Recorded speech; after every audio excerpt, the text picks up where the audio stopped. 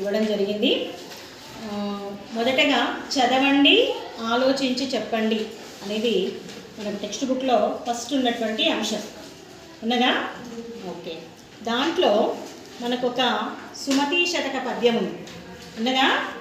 Okay, దాన్ని నేను చదువుతాను, వినండి అందరూ. తన కోపమే తన శత్రువు, తన శాంతమే తనకు రక్ష. దయ చుట్టంబౌ తన సంతోషమే స్వర్గము, తన దుఃఖమే నరకమందు తథ్యము సుమతి. సుమతి శతకం ఎవరు రాశారు? ఎవరు రాశారా? బద్దెన. గట్టిగా చెప్పాలి, బద్దెన రాశారు. మనకు ఆల్రెడీ 6th నుంచి శతక పద్యాలు ఉన్నాయి. ఆ శతక పద్యాలలో సుమతి శతక పద్యాలు కూడా చాలానే వచ్చాయి. మరి సుమతి శతక కర్త ఎవరు? బద్దెన. మరి బద్దెన గారు చెప్పినటువంటి ఈ మాటల్లో మనకి జీవిత సత్యం అవునా? తన కోపమే తనకు శత్రువు, తన శాంతమే తనకు రక్ష. మరి ఎవ్వరు కోపాన్ని పెంచుకుంటే విచక్షణ కోల్పోయి అనకూడని మాటలు అనడము, చేయకూడని పనులు చేస్తే ఏమవుతుంది? తర్వాత దాని యొక్క పరిణామాలు, దాని యొక్క పర్యవసనాలు అనుభవించాల్సింది కూడా మనమే. మరి ఆ చిన్న స్ట్రగుల్ సంబంధించినటువంటి ఆ సందర్భంలో మనల్ని మనం కంట్రోల్ చేసుకోవాలి. దాన్ని ఏమంటారు? విచక్షణ అంటారు. ఏమంటారు? ఆ విచక్షణ కోల్పోయినప్పుడే అనేక సమస్యలు వస్తాయి. ఇంట్లో జరిగేటి అయ్యే కదా, చిన్న చిన్న గొడవలు అవుతాయి, చిన్న చిన్న అభ్యంతరాలు వస్తాయి. అది కాస్త ఏమవుతుంది? మాట పట్టింపులు దారితీసి ఏమవుతుంది? పెద్ద గొడవలు అవుతాయి. అది ఇళ్ళల్లో అవుతుంది, ఫ్రెండ్షిప్ మధ్యలో అవుతుంది, ఎక్కడైనా సమాజంలో కూడా అంతే. కాబట్టి ఆ క్షణంలో మనల్ని మనం ఏం చేసుకోగలగాలి? కంట్రోల్ చేసుకోగలగాలి. చేసుకోకపోతే ఏమవుతుంది? దాని యొక్క రిజల్ట్ మనమే ఫేస్ చేయాల్సిందే. ఒకవేళ చేసుకొని ఆ సమయానికి మనల్ని మనం అదుపులో ఉంచుకోగలిగితే, మన యొక్క ఆ కోపాన్ని అదుపులో ఉంచుకోగలిగితే ఏమవుతుంది? దానివల్ల వచ్చేటువంటి మంచిని కూడా మనమే స్వీకరిస్తాం అవునా? కాబట్టి రెండు మన చేతిలోనే ఉంటాయి. కాబట్టి మనం చేయాల్సిన పని ఏంటి? అందరికీ కోపాలు వస్తాయి. అందరం అన్నం తింటున్నాం కదా, ఆ యొక్క ఉడుకు నెత్తురు అంటాం కదా, దానివల్ల కోపం వస్తుంది, చిరాకు వస్తుంది, రకరకాల ఫీలింగ్స్ మనలో బయట పడతాయి. కానీ దాన్ని మనము ఎప్పుడు ప్రదర్శించాలి, ఎప్పుడు ప్రదర్శించొద్దు, దాన్ని ఏ విధంగా మనం కంట్రోల్ చేసుకోవాలి అనేది ఇక్కడ ఇంపార్టెంట్ అనమాట. ఏ సమయంలో మనం దాన్ని బయట పెట్టాలి? దుఃఖంలో ఉన్నాడు, బాధలో ఉన్నాడు. కాబట్టి బాధలో ఉన్నప్పుడు చుట్టూ అంతా ఏం కనబడుతుంది? మనకు నరకంలానే కనబడుతుంది. అదే సంతోషంగా ఉన్నప్పుడు స్వర్గం కనబడుతుంది. అదే సెట్ వేస్తారా అందరు? ఇప్పుడు సినిమాలు చూసినట్టు సెట్ వేసి మనల్ని తీసుకెళ్తారా? తీసుకెళ్ళి. మన బాధనే మనకు నరకం, మన సంతోషమే మనకు స్వర్గం. ఎక్కడో లేదు, మన చుట్టే ఉంది. విధానమే సంతోషంగా ఉన్నప్పుడు మనకంతా ఏం కనబడుతుంది? స్వర్గంగా కనబడుతుంది. దుఃఖంగా బాధగా ఉన్నప్పుడు మన చుట్టూ అంతా ఏం కనబడుతుంది? నరకంగా కనబడుతుంది. అర్థమవుతుందా? అంటే మన చేతుల్లోనే ఉంది. ఏదైనా ఓ చేతుల్లో ఉంటుంది, మన చేతుల్లోనే ఉంటుంది. అయితే దీనికి సంబంధించి ప్రశ్నలు కూడా అడిగాడు అండి. పద్యంలో శత్రువుగా దేన్ని పేర్కొన్నాడు? ఎందుకు? ఏంటిది శత్రువుగా పేర్కొన్నది? ఏంటిది? గట్టిగా చెప్పాలి. కోపం. ఎందుకు మరి?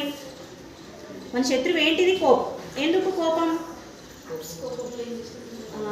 మనం కోపంలో చేసే పనుల వల్ల మనం అనర్థాల పాలై మనమే స్ట్రగుల్ అవుతున్నాం కాబట్టి అదే మనకు శత్రువు. ఇంకెవరో లేరు శత్రువు, మన కోపమే మనకి శత్రువు. నెక్స్ట్, శాంతి రక్షగా ఉంటుంది అన్నాడు కదా కవి. ఎందుకు? దానికి కూడా ఒక రీజన్ చెప్పండి, ఒక కారణం చెప్పండి. ఒక సందర్భం చెప్పవచ్చు, ఒక పంచుకోవచ్చు. ఇంట్లో గొడవ అవుతుంది, చిన్న గొడవ, అది కాస్త కోపానికి దారేసి మాటలు వెళ్ళిపోతున్నాయి. మరి అప్పుడు ఏం ప్రదర్శించాలి మనము? అంటే రెండు చేతులు కలిస్తేనే చప్పట్లు అంటారు కదా. ఎదుటి వాళ్ళు అరుస్తున్నప్పుడు మనం అరిచామనుకోండి, గొడవ ఏమైతే పెరుగుతుంది. అదే ఒకరు ఆపారనుకోండి, తగ్గుతుంది. అవునా? అంటే అక్కడ మనం ప్రదర్శించాల్సిన విషయం ఏంటి? శాంతి. అంటే కొంచెం మనల్ని మనం నియంత్రించుకోగలం. అంటే ఆపే, ఇంకా మనం మాట్లాడితే గొడవ అవుతుంది అన్నప్పుడు ఆపేసేయాలి. అప్పుడు ఏమవుతుంది? కొద్దిగా తగ్గే అవకాశం మన స్వార్థం. ఎందుకు భావిస్తున్నాడు? ఇంకెక్కడో లేదు, సినిమాలో చూపించినట్టు సెట్టింగ్ చేసి అక్కడ రంభ ఊర్వశి ఉంటారా? ఉండరు. మరి ఎక్కడుంది సంతోషం? స్వర్గం ఎక్కడుంది? మనం సంతోషంగా ఉన్న చోటనే స్వర్గం ఉంది. మనం ఇంట్లో మంచిగా హాయిగా నిద్రపోతాం. అదే ఎక్కడికో వెళ్ళి ఏదో జాతరలో ఎంజాయ్ చేసినంత మాత్రమే మనకు ఆ సుఖం దొరుకుతుందా? దొరకదు. అప్పటి వాటికే ఉంటుంది ఆ సంతోషం. మళ్ళీ ఏమనిపిస్తుంది మనకి? ఇంటికి రావాలి, మంచిగా కడుపు నిండి అన్నం తినాలి, కంటిన్యూ నిద్రపోవాలి. అప్పుడు మనకి ఏమనిపిస్తుంది? హ్యాపీ, రిలాక్స్ ఉంటుంది. ఎక్కడెక్కడికో పోతాం, మళ్ళీ ఎక్కడికి వస్తాం మళ్ళీ అంటే అది మనకు సంతోషం అన్నమాట. అదే స్వర్గం. ఓకేనా?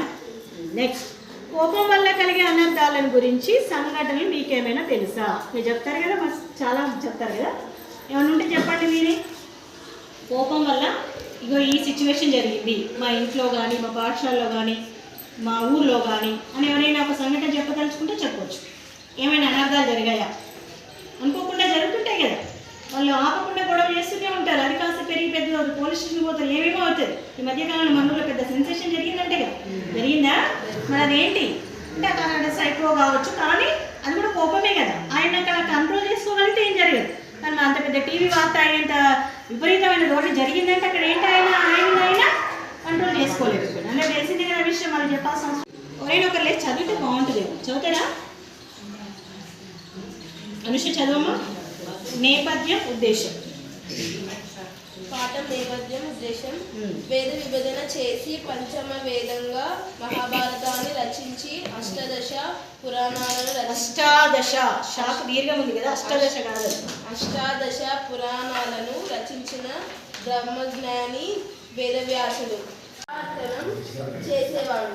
శిష్యులు తాను వేరువేరుగా తెచ్చిన భిక్షలో సగం అతిథి అభ్యాగతులకు సమర్పించి మిగిలింది పూజించేవారు. ఒకరోజు కాశీ విశ్వనాథునికి వ్యాసుడు పరీక్షించాలన్న సంకల్పం కలిగింది. ఆ సందర్భంగా జరిగిన సంఘటన ఈ పాఠం. ఆకలి ఎంత ఎవరినైనా విచక్షణ వేద విభజన చేసి పేరేంటి? ఋగ్వేదం, యజుర్వేదం,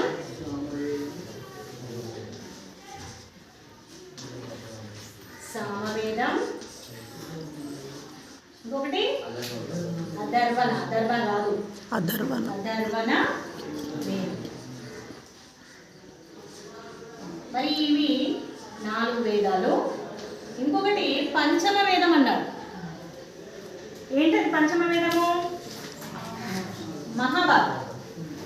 పంచమ వేదం ఏంటి? మహాభారతం. మరి మహాభారతాన్ని కూడా దేంతో భావించాడు? వేదంగానే భావించాడు. మరి ఇలా పంచమ వేదంగా గుర్తింపబడినటువంటి మహాభారతాన్ని, ఈ 4 వేదాలని, ఇంకా ఏముంది? అష్టాదశ పురాణాలు. అష్టాదశ అంటే ఎంత సంఖ్య? 18. మొత్తం 18 పురాణాలు కూడా ఉన్నాయి. వీటన్నింటినీ రాసిన వ్యక్తి వేదవ్యాసుడు. అది అండర్లైన్ చేసుకోండి, గుర్తుపెట్టుకోవాలి. ఒకటే వాక్యంలో మనకి ఆయన గురించి మొత్తం వచ్చేసింది. వేద విభజన చేసి పంచమ వేదంగా మహాభారతాన్ని రచించి అష్టాదశ పురాణాలు, ఎన్ని పురాణాలు మొత్తము? 18 పురాణాలు రచించినటువంటి బ్రహ్మజ్ఞాని. మరి ఇంత జ్ఞానం తెలిసినవాడు. 1 కాదు 2 కాదు, వేదాలు రాశాడు, మహాభారతాన్ని రాశాడు, పురాణాలు రాశాడు. మరి ఇంత బ్రహ్మజ్ఞాని ఎవరైనా వేదవ్యాసుడు. మరి ఈయన పరమ పవిత్రము, పరమేశ్వరునికి ప్రీతిపాత్రమైనటువంటి కాశీ మహానగరం. మనకు పుణ్యక్షేత్రాలు చాలా ఉన్నాయి కదా, దాంట్లో ఏంటి మహా పుణ్యక్షేత్రంగా గుర్తింపబడిన ప్లేస్ ఏంటిది? కాశీ. ఇప్పటికీ చాలామంది వెళ్ళి వస్తుంటారు. ఒకప్పుడేమో కాశీకి వెళ్ళిన వాళ్ళు ఇంక అక్కడే ఉంటారనేది, కానీ ఇప్పుడు కామన్గా వెళ్తున్నారు, వస్తున్నారు. మరి పరమశివునికి ప్రీతిపాత్రమైన కాశీ మహానగరంలో ఎవరైనా వేదవ్యాసుడు ఏం చేస్తున్నాడంటే మరి 10,000 మంది శిష్యులతో కలిసి, తనొక్కడే కాదు, ఎవరెవరు తనతో ఉండేటువంటి, మరి జ్ఞాని కదా, బ్రహ్మజ్ఞాని కదా ఈయన గురువు. మరి ఆయనతో ఉండేటువంటి, ఆయనతో శిష్యరికం చేసేటువంటి 10,000 మంది శిష్యులను కలుపుకొని ఒక వ్రతం లాగా చేస్తున్నాడట. ఎక్కడ? పుణ్యక్షేత్రం. ఎక్కడది? కాశీ నగరం. మరి ఆ కాశీ నగరంలో తిరుగుతూ నివసిస్తున్నాడు. అయితే ఏ రకమైన వ్రతం అంటే బ్రాహ్మీ ముహూర్తం, అంటే ఉదయాన్నే ఎర్లీ మార్నింగ్ అంటారు కదా, సూర్యోదయం కంటే ముందు ఆ టైము బ్రాహ్మీ ముహూర్తం. మనం కూడా ఏ పని చేసినా సక్సెస్ అవుతుంది. వాటి అందరు ఎన్ని గంటలకి చేస్తారు? మార్నింగ్ క్లాస్ వేస్తున్నారా? కాల్ చేస్తున్నారా? అట్లా అనమాట. కాబట్టి ఆ టైంలో చేసేది పర్ఫెక్ట్ అనమాట. కాబట్టి మీరు ఆ టైంలో చేయాల్సిన పనులు ఏమైనా ఉంటే ఆ టైంలోనే చేయాలి. అంటే బ్రాహ్మీ ముహూర్తంలో నిద్ర లేచి తర్వాత ప్రాతధర్మాత్మిక విధులు అంటే ఏంటి తర్వాత చేయాల్సిన పనులు ఉంటాయి కదా. మనం ఫస్ట్ మొదట ఏమో ముఖ్యమైన కార్యక్రమాలు కంప్లీట్ చేసుకొని తర్వాత చేయాల్సిన విధులను పూర్తిగా గావించి ఏం చేస్తున్నావు మరి ఈయన చేయాల్సిన వ్రతం ఏంటిది? ఏదో యజ్ఞాలు చేయడం కాదు, తను తన శిష్యులతో కలిసి ఆ కాశీ మహానగరంలో భిక్షాటన చేయాలనుకున్నాడు. భిక్ష అంటే ఏంటిది అసలు? అడుక్కోవడం. మనం ఇప్పుడు అనుకునే మాట భిక్ష అంటే అడుక్కోవడం, కానీ ఒకప్పుడు అది కాదు. ఒకప్పుడు ఏంటిది? భిక్ష అంటే చాలా గొప్ప పుణ్యకార్యం. ఏంటిది? ఇచ్చేవాళ్ళు అంతే పుణ్యంగా భావించాలి, తీసుకునేవాళ్ళు అంటే అర్హత ఉండాలి. ఇచ్చేవాళ్ళకు అర్హత ఉండాలి, తీసుకునేవాళ్ళు అలాంటి ఒక పుణ్యకార్యంగా భావించే ఒక మహా వ్రతం లాంటిది అనమాట భిక్ష. ఇప్పుడేమో అడుగు తినడం అన్నట్టుగా అల్పార్థంగా చాలా తక్కువ మాటలు ఉపయోగిస్తున్నారు, కానీ ఒకప్పుడు భిక్షకు ఉండేటువంటి వాల్యూ అదనమాట. అయితే అలాంటి భిక్షాటన చేస్తున్నప్పుడు శిష్యులు తాను వేరువేరుగా తెచ్చిన భిక్షలో సగం, మళ్ళీ దానికి ఒక నియమం. మరి భిక్ష తెచ్చుకొని తినటమా? అంతేకాదు కదా. మరి నియమం ఏంటంట? శిష్యులు తాను తీసుకువచ్చినటువంటి ఆ పదార్థాలు ఏవైతే ఉన్నాయో భిక్ష వేసినటువంటి ఆ పదార్థాలన్నీ ఒక చోట చేర్చి దాన్ని ఏం చేస్తున్నారు? సగభాగం చేస్తున్నారు. చేసి మళ్ళీ దాంట్లో ఆ సగభాగాన్ని ఆ కాశీలో ఏది విహారయాత్రకు వచ్చిన వాళ్ళు లేకపోతే చూడ్డానికి వస్తారు కదా, వాళ్ళకి అతిథులకు సగం వడ్డించి మిగిలిన సగాన్ని మాత్రమే వీళ్ళు భుజిస్తున్నారంట. అర్థమవుతుందా? అంటే అది కూడా ఒక పుణ్యకార్యంలాగా వాళ్ళు భావిస్తున్నారు. అలాంటి ఒక వ్రతం చేస్తున్నాడు. ఎవరు? వేదవ్యాసుడు. ఆయన ఒకడేనా? తన 10,000 మంది శిష్యులతో కలిసి చేస్తున్నాడు. అయితే ఈ సందర్భంలో ఏం జరిగింది మరి? ఒకరోజు కాశీ విశ్వనాథుడు, మనం మహాశివుణ్ణి ఒక్కో చోట ఒక్కో ప్లేస్లో ఒక్కో చోట ఒక పేరుతో పిలుస్తాం కదా. శ్రీశైలంలో అయితే ఏమంటాము? మల్లికార్జున స్వామి, భ్రమరాంబిక అమ్మవారు అంటాము. అట్లా ఒక్కో చోట. వేములవాడ అయితే రాజరాజేశ్వరుడు అంటాం, అంతే కదా. మరి ఇక్కడ కాశీలో ఉండేటువంటి మహాశివుని ఏమంటారు? విశ్వనాథేశ్వరుడు. ఏం పేరు? విశ్వనాథేశ్వరుడు అంటాము. మరి ఆ విశ్వనాథేశ్వరుడికి ఒక ఆలోచన కలిగిందంట. ఏం కలిగింది? వ్యాసుని పరీక్షించాలనుకున్నాడు. ఏ విధంగా అంటే ఈయన ఇంత బ్రహ్మజ్ఞాని కదా, ఇన్ని రచనలు చేశాడు, మరి ఇంత జ్ఞానం ఉంది ఈయన దగ్గర.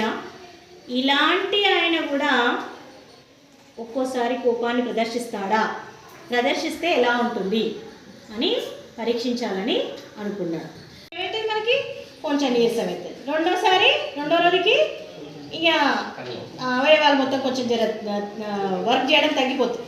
ఇక 3వ రోజుకి చికాకు వచ్చేస్తుంది. అప్పుడు జ్ఞానం ఉన్నోడైనా గడికి వస్తాడు, జ్ఞానం లేనోడైనా అక్కడికి వస్తాడు.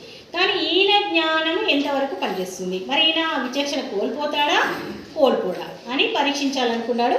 అలానే ఈయన ఆ విధంగా కాశీ మహానగరంలో విశ్వనాథుడి మాయ చేత అసలు ఏం జరిగింది, మరి వ్యాసుడికి భిక్ష దొరికిందా దొరకలేదా, ఏం జరిగింది అనేది ఇక్కడ పాఠ్యాంశం. అంటే అంతకంటే ముందు జరిగిన విషయం సన్నివేశం ఇది. ఓకేనా?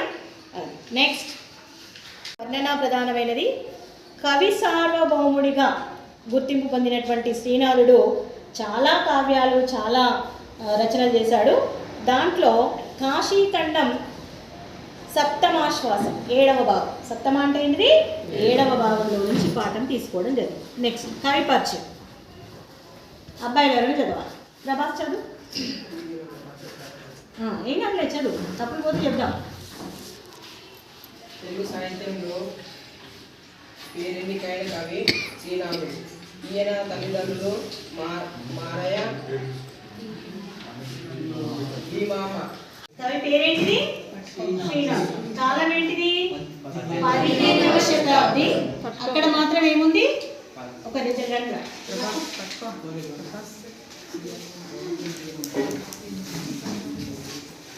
కాలం వచ్చి ఎన్నో శతాబ్దం?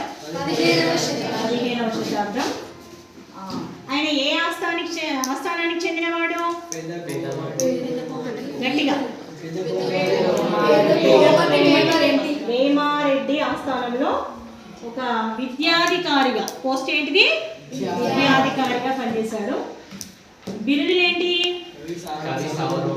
సౌర కాదు సార్వభౌముడు, కవి సార్వభౌముడు. ఇంకొక స్పెషల్ సత్కారం జరిగింది. ఏమి అభిషేకం జరిగింది అంటే కనకం అంటే ఏంటిది, బంగారం. కనకం అంటే బంగారం. బంగారంతో అభిషేకం పొందాడు ఆయన. ఎప్పుడు, ఎందుకు అనేది ఇక్కడ మన పాఠంలో ఉంది. ఆయన శ్రీనాథుడు, తండ్రి మారయ్య, తల్లి భీమమ్మ. మనము అర్థం చేసుకొని కనుక చదివితే విషయాలు ఎక్కువ గుర్తుంటాయి. ఒట్టిగానే బట్టి కొడితే రాదు. మన కవిపరిచయం వస్తుంది కదా 3 మార్కుల కింద షార్ట్ ఆన్సర్లో. మరి ఎట్లా రాయాలి, తల్లి భీమాంబ, తండ్రి మారయ్య, దాన్ని పసాలు అవుతుంది. అది గుర్తుంటుంది. చివరికి వచ్చేసరికి భీమాంబ కాస్త భీమయ్య అవుతుంది, మారమ్మ కాస్త మారమ్మ అవుతుంది. కాబట్టి మనం అర్థం చేసుకొని చదవాలి. తండ్రి పేరేంటిది, మారయ్య. తల్లి పేరేంటిది, భీమాంబ. శ్రీనాథుడు 15వ శతాబ్దానికి చెందినవాడు. ఇంకేనికి సంబంధించిన ప్రత్యేకతలు ఏమైనా ఉన్నాయంటే, ఒకటి కనకాభిషేకం పొందాడు. ఏది, గౌడ డిండిమ భట్టు అని ఆయన కూడా ఒక కవి. ఆయన దగ్గర వాదనా పటిమ అంటే మనం సినిమాలో చూస్తుంటాం కదా, చర్చలు జరుగుతాయి. ఒక ఆయన ఒక పజిల్ ఇస్తాడు, దాన్ని మళ్ళీ దాన్ని పూరిస్తాడు, తెలుసు కదా. మరి అలాంటి ఒక రచనా శక్తికి సంబంధించిన వాదనా పటిమ శక్తి, వాదనా శక్తికి సంబంధించి ఈయన గొప్పగా మాట్లాడి ఆయన ఓడించాడనమాట. ఎవరిని, గౌడ డిండిమ భట్టు. ఎవరిని, దానికి గాను మళ్ళీ ఎవరైనా పెదకోమటి వేమారెడ్డి ఏం చేశాడు, ఈయనకి కనకాభిషేకం. అప్పట్లోనే బంగారంతో అభిషేకం చేశాడు. అదొక ప్రత్యేకత. ఇక బిరుదు వచ్చి ఏంటిది, కవి సార్వభౌముడు. ఇక ఈ విధంగా కనకాభిషేకం చేయడం జరిగింది ఆయన శ్రీనాథుడు. మరి రచనలు, ఇక ముఖ్యమైన విషయాలు ఏంటి, రచనలు ఉన్నాయి కదా, చాలా ఉన్నాయి. కనీసం ఒక 4 గుర్తుపెట్టుకోవాలి మనం. ఏంటి చెప్పండి. ఫస్ట్ మరుత్తరాజ్ చరిత్ర అనండి ఒకసారి. మరుత్తరాజ్ చరిత్ర, శాలివాహన సప్తశతి, పండితారాధ్య చరిత్ర, శృంగార నైషధం, భీమఖండం, కాశీఖండం, క్రీడాభిరామం, శివరాత్రి మహత్యం, పల్నాటి వీర చరిత్ర, ఇంకా చాలా ఉంది. ఇందులో కొన్ని గుర్తుపెట్టుకోవాలి, నుంచి తీసుకోబడింది. ఓకే. ఇక ప్రత్యేకత కింద కూడా రాసిన గౌడ డిండిమ భట్టును ఓడించినందుకు ఏమొచ్చింది, ఆయనకి కనకాభిషేకం లభించింది. మీరేంటిది, కవి సార్వభౌముడు అనండి. శ్రీనాథ కవి సార్వభౌముడు, అది పేరు. అర్థమైందా? మళ్ళీ నేను రేపు అడిగితే చెప్పాలి. శ్రీనాథ గురించి చెప్పాలంటే మీకు ఐడియా ఉన్నాయి, ఇప్పుడు గుర్తున్న మటుకు చెప్పాలి. ఫస్ట్ ఆయన శతాబ్దము, తల్లిదండ్రి పేరు, ప్రత్యేకతలు ఏంటి, రచనలు ఏంటి. ఓకేనా? ఈ 2 ముక్కలు అయితే గుర్తుంటాయి కదా. కనకాభిషేకం వచ్చింది, కవి సార్వభౌమ పేరు వచ్చింది. రచనలో ఒక 4 ఏదైనా గుర్తుపెట్టుకోవాలి. నెక్స్ట్ తల్లిదండ్రి పేరు గుర్తుపెట్టుకోవాలి. ఎవరి ఆస్థానంలో కవి అయినా, పెదకోమటి ఆస్థానంలో ఏంటి, విద్యాధికారి. ఏంటి, అర్థమైంది కదా? సరిపోయిందా? అర్థమైందా అందరికీ కవిపరిచయం? ఇప్పుడు మామూలుగా చెప్తారా, అది తీసేస్తా. ఎంతవరకు గుర్తుంటున్నారో చెప్తారా? హారిక చెప్పు, చూడకుండా చెప్పు, నిలబడి. నీకేం అర్థమైంది చెప్పు. 3 మార్కులు వస్తాయి మనకి. పుణ్యకార్యం, పుణ్యకార్యం. ఇక్కడ ఏమన్నాడు, భిక్ష అనే మాట కేవలం అడుక్కు తినడం అనే అల్పార్థానికి పరిమితమైంది ఇప్పుడు. కానీ ఒకప్పుడు దీని యొక్క విషయంగా ఏం చెప్పుకున్నాడు, భిక్ష అనేది పరమ పవిత్రమైన ఒక వ్రతం. వ్రతం అంటే మనం ఏం చేస్తాం, సత్యనారాయణ వ్రతం చేసుకుంటాం. ఏం చేస్తాడు ఆ రోజు, చక్కగా ఇళ్ళకి ముగ్గులేసి మంచిగా పీట పూజించి పూలు పెట్టి పళ్ళు పెట్టి రకరకాల ఐటమ్స్ చేస్తాం కదా.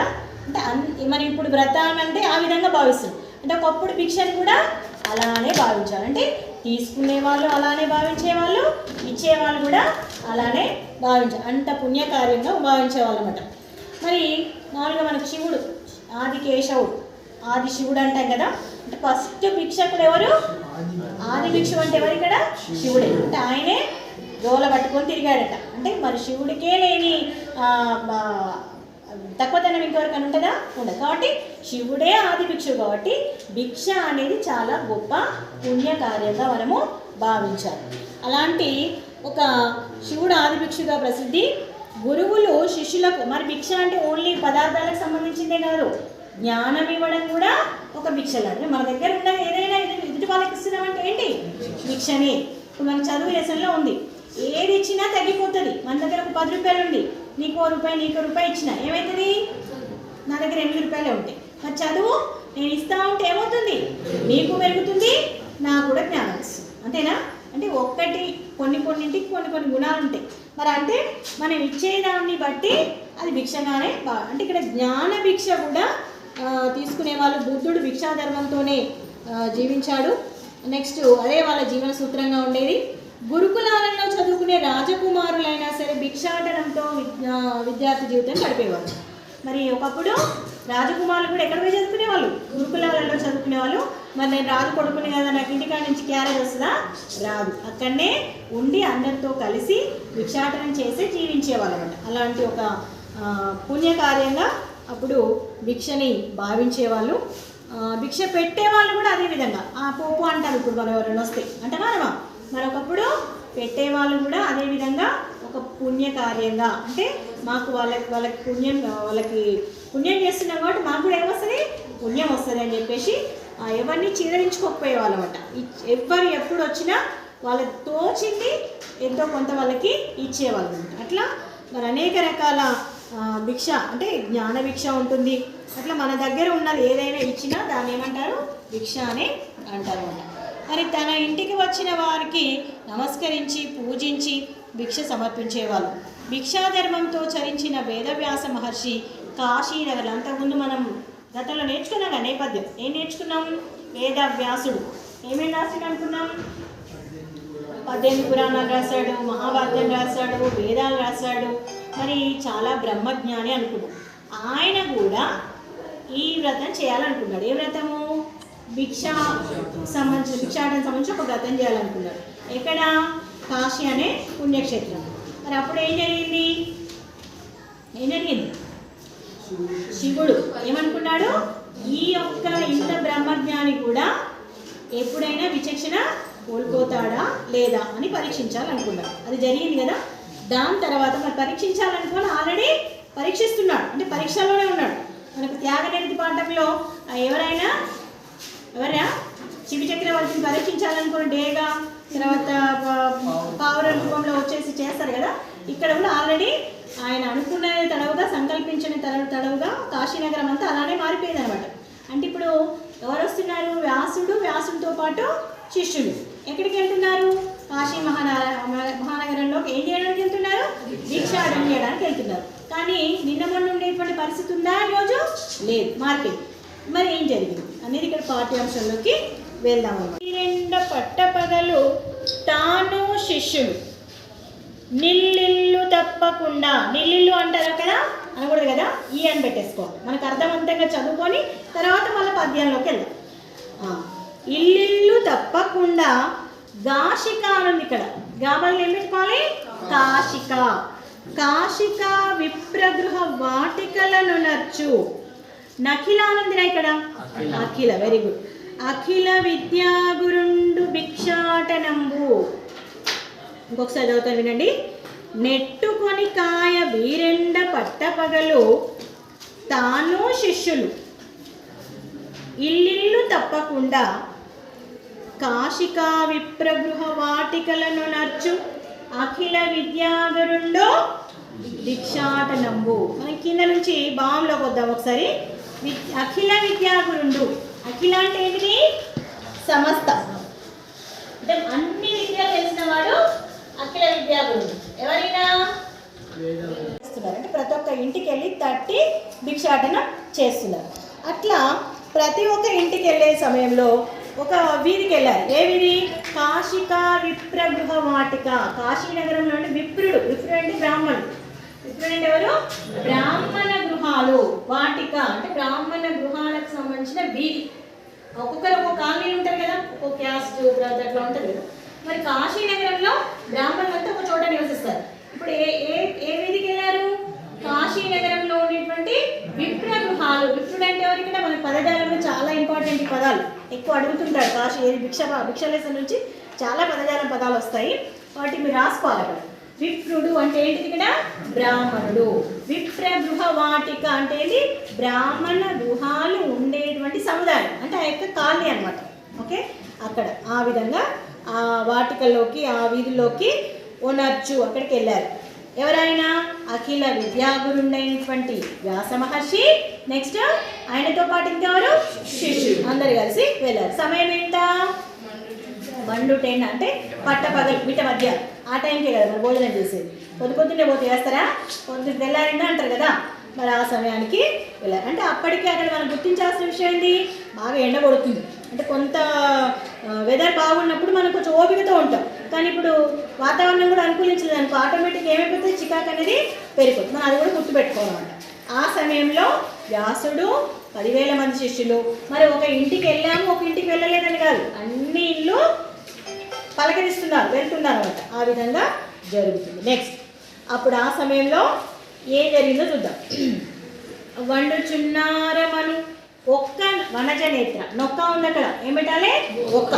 ఒక్క వనజ నేత్ర. తిరిగి రమ్మను ఒక్క లేతీగ బోడి. తిరిగి రమ్మను ఒక లేతీగ బోడి. దేవకార్యము నేడను తెరవయోర్తు. ద్వాకవాటంబు తెరవదు వనిత ఒకతే. ఇక్కడ ఒక్క ఇల్లు కూడా వదిలిపెట్టకుండా అన్ని ఇల్లు వెళ్ళి పలకరిస్తున్నారు, అంటే భిక్షాటన కోసం వెళ్తున్నారు. ఆ సమయంలో ఒక్కొక్కరు ఒక్కోలాగా స్పందిస్తున్నారు. ఏ విధంగా స్పందిస్తున్నారు చూద్దాం. ఇక్కడ వండుచున్నారమను ఒక్క వనజ నేత్ర. ఇక్కడ శ్రీనాథుడు అంటేనే వర్ణనకు ప్రధానమైన వ్యక్తి, అంటే ఎక్కువగా వర్ణిస్తాడు అనమాట. కావ్య ప్రధాన వర్ణనాత్మకమైన రచనలు చేస్తాడు. దీంట్లో వర్ణన మరి ఒక ఆమె వండలేదు, ఒక ఆమె అన్నాడు, వాళ్ళని వర్ణిస్తున్నాడు. ఇక్కడ స్త్రీ వర్ణన ఎక్కువ ఉందనమాట. ఒక వనజ నేత్ర. వనజం అంటేది పద్మం. పద్మము వంటి కన్నులో పూజ జరుగుతుంది కాబట్టి మీరు ఇప్పుడు రావాల్సిన అవసరము లేదు, ఇంకొస్తాయి పైనక రండి అని చెప్పేసి పంపించింది. నెక్స్ట్ ద్వాకవాటంబు తెరవదు వనిత ఒకటి. ఇంకొక వనిత, ఇంకొక స్త్రీ ఏం చేసిందట? అసలు ద్వాకవాటం, కవాటం అంటే తలుపులు, 2 తలుపులు తెరవనే లేదు అసలు, ఇంకా లోపల ఉండే సమాధానం చెప్తుంది. ఒక ఆమె ఏమో ఇంకా వండలేదండి, ఇంకొక ఆమె ఏమన్నది మళ్ళీ 2 అన్నది, ఇంకొక ఆమె ఏమన్నది మా ఇంట్లో పూజ ఉండి పూజ అయిపోయినాక పెడదాం అన్నది, ఇంకొక ఆమె అసలు డోర్ కూడా తీయలేదు. అంటే విచిత్రమైన సంఘటన ఎదురైతుంది. అప్పటిదాకానేమో వీళ్ళు వెళ్ళటంతో, అంటే వీళ్ళు మామూలుగా వెళ్ళరు కదా, మంచి సైన్యంతో వెళ్తారు కాబట్టి వాళ్ళ చెప్పుల సౌండ్ వస్తుంది, వాళ్ళ యొక్క చేతిలో ఉండేటువంటి కర్రల సౌండ్ వస్తుంది. ఆ సౌండ్ రాగానే వీళ్ళంతా కొంచెం అలర్ట్గా ఉండేవాళ్ళం అంట, ఎప్పటి వరకు? నిన్నటి వరకు. కానీ ఇప్పుడు ఈరోజు ఏమైంది? సిచ్యువేషన్ అంతా ఏమైపోయింది? మారిపోయింది. ఏం జరిగింది? మరి ఏం జరిగిందో మనకు తెలుసు, అవునా? మరి దానివల్ల ఇలాంటి పరిస్థితి ఎదురవుతుంది. ఒక్కొక్క ఆమె ఒక్కొక్క సమాధానం అనేది చెప్తుందనమాట.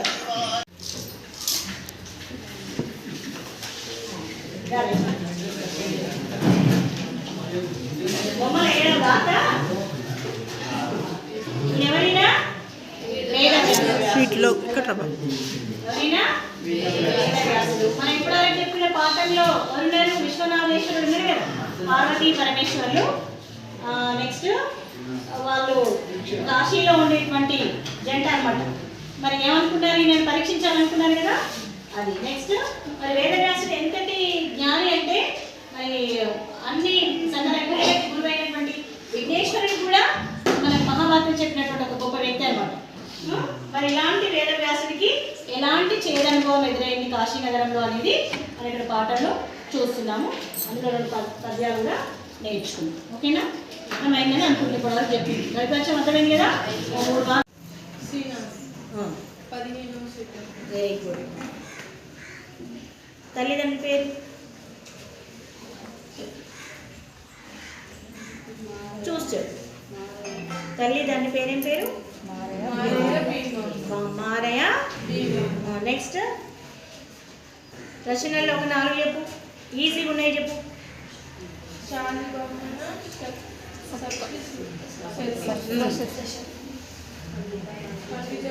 చరిత్ర మ్మ్. భీమఖండం కాండం కాదు, ఖండం. ఖండం, భీమఖండం, కాశీఖండం ఓకే. ఇంకా పల్నాటి వీర చరిత్ర. ఇంకొకటి ప్రత్యేకత ఏంటి? చాటువులు, అంటే అప్పటికప్పుడు అల్లి చెప్పేవన్నమాట. దానికి ఒక ఒక సిచ్యువేషన్ చూడగానే దాని మీద ఒక పద్యం చెప్పడం, అట్లా దాన్ని ఏమంటారు? చాటువులు. నెక్స్ట్ సీస పద్యాలు. మన పద్యాలలో రకరకాల పద్యాలు ఉంటాయి కదా, ఉత్పలమాల, చంపకమాల, అదేవిధంగా సీస పద్యాలు ఉంటాయి. సీస పద్య రచనలు ఎక్కువగా చేసిన వ్యక్తి ఎవరు? శ్రీశ్రీ. ఈ రెండు విషయాలు గుర్తుపెట్టుకోవాలి. చాటువులు మరియు సీస పద్య రచనల్లో మేటి. మేటి అంటే ఏంటి? ఎక్కువగా రాసినటువంటి వ్యక్తి. ఓకేనా? మీరు ఇది చూసి విని మళ్ళీ ఒకసారి ఇంటి దగ్గర చదువుకుంటే గుర్తుంటుంది. గుర్తున్నంత వరకు రాసినా కానీ 3 మార్కులకు 2.5 ఈజీగా పడుతుంది. ఈ 4 వాక్యాలు రాసి, అర్థమైందా? బట్టి కొట్టది అక్కడనే ఆగిపోయారనుకో ఏమి రాదు. ఓకేనా? అర్థమైందా? రేపు చెప్తారు కదా.